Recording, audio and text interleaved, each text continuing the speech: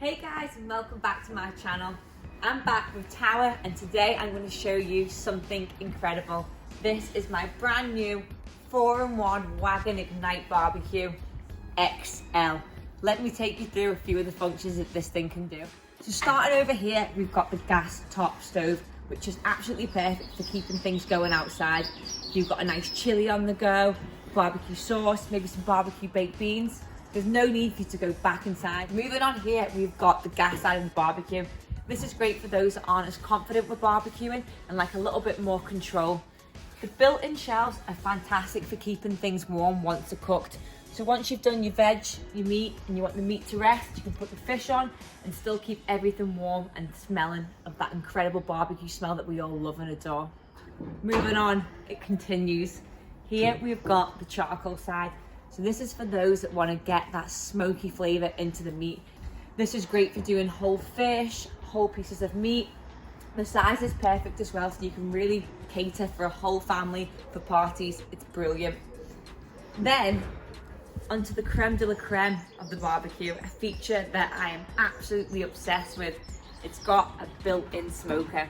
So this is amazing if you've been fishing at the weekend, you've come back with a salmon, a trout, and you want to keep it veggie, put on there whole cheese, maybe some burrata, nice bit of halloumi, get that smoky flavour running through it. This is such an incredible feature that I absolutely love.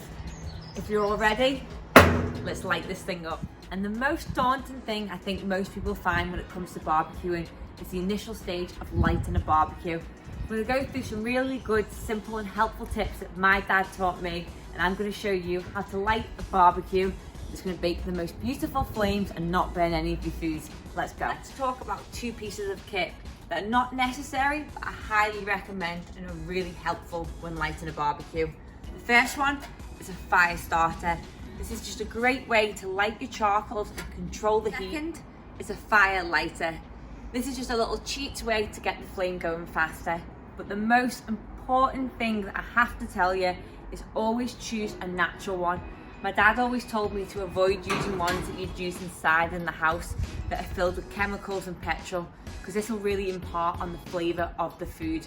You want to keep the flavours natural, so avoid any chemicals, any petrol, and always look for a natural or organic firelight. Let's get to the charcoal. I just get in a good habit of always having a fireproof glove on. This is just good for keeping my hands clean and always making sure that I'm fully protected.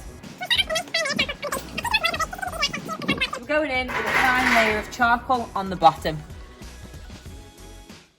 So now we're going to fill our fire starter. So another little tip in this part is you want to search through your bag and find the smaller pieces to go at the bottom, because these are going to catch light easier, and add the larger bits on top. So I'm just going to fill this, not all the way to the top, but we're going to have a good amount so we can get this nice and hot and pour it straight into our barbecue. So I'm going to light my fire lighter on a safe surface. Don't be doing this on your decking, otherwise it'll end up in flames. So I've just lit my fire lighter. I'm going to sit my fire starter on top. I'm going to leave this for 15 to 20 minutes until our coals are all alight and the burning nice and hot. I'm going to tip it onto the barbecue. 15 minutes later, and you can see how white these coals are. That's exactly what we were looking for. I'm going to really carefully lift this up, slide that tray to the side. And this fire starter is brilliant because it's got a little lever here. If I just flick that, the hot coals go directly on. You spread these coals out, nice even layer. You turn the wire rack back into the barbecue. And now we're going to wait and let all of these coals turn white. Another really important thing, guys, when we're barbecuing, this is a slow process. We don't want to rush this. So if you've got guests arriving in an hour, we're going to light this 2 hours before. While we're waiting for those coals to heat up, I've come inside to get the marinade ready. We're going to do a whole barbecue spatchcock chicken with an amazing spicy Indian inspired marinade. So super simple, straight into a bowl, olive oil, going to be generous, lots and lots of salt. Here I've got my own mix of garam masala. So in here I've got cumin, coriander, paprika, lots and lots of different herbs and spices, some a little bit secret. A teaspoon of that goes in, we'll go for 2 for good measure. Some garlic, a little bit of onion granules, And we've also got some dried mint just going in as well. I'm gonna give that a good mix. Oh, wow. That's not even on anything and that smells amazing on its own. Wow, so good. Okay, next we're gonna get it onto our chicken. We want to really massage this chicken and get it covered in every possible part because this oil is gonna help the chicken take on a gorgeous color, but also protect it from burning. I'm gonna drizzle that all over. And don't forget to turn the bird over as well. And the good thing about using spatchcock chicken, because it's been opened up by the butcher or you can do it yourself, there's so much more surface area, you get more of that barbecue flavour. And don't forget as well, because we've spatchcocked it, we're going to get a much more even cooking of the chicken and we can make sure everything cooks at the same time, nice and gently. So to go along with our spatchcock barbecue chicken, I want to make the most of barbecuing outside and using this barbecue for all of its features. We're going to throw on some vegetable kebabs using the same marinade as before, and we're going to toss these through with some gorgeous giant couscous with a lovely light citrusy dressing. So again, same marinade before, and I'm going to chop our vegetables up and skewer them onto some sticks.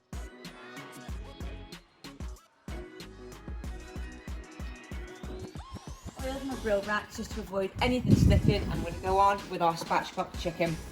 I'm going to go skin side down first and get some nice grill marks, and we're just going to keep on turning it over every 10 minutes throughout the cooking to get a nice even cooking temperature the whole way through.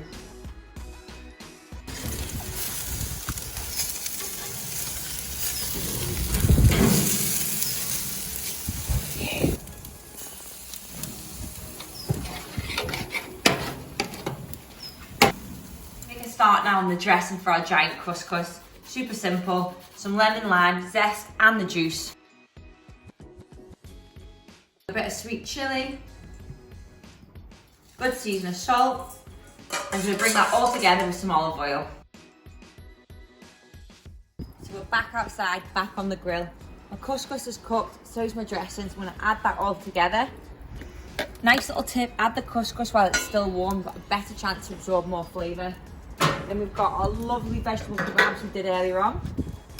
Be careful to take them off.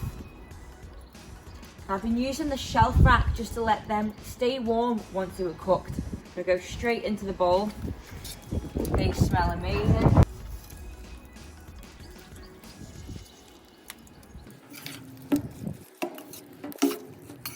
So we're ready to serve. I'm going to go in with our lovely warm barbecued veg couscous salad. Straight in the centre of the plate. I'm going to take off this beautiful barbecue beast.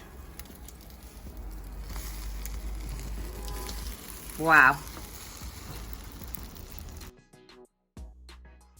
So there you have it, guys. There's my how-to guide to use the new Tower Ignite XL barbecue. Stay tuned for more videos coming up and all the amazing different features this barbecue has. This is perfect for a family feast or you've got the friends coming around. I've invited my family. In fact, I think I can hear my dad coming now. Hey guys, what's happening? See ya. Ooh. Barbecue chicken, Dad? Please. No, at the table. Not the table, no. Delicious. Are you messing?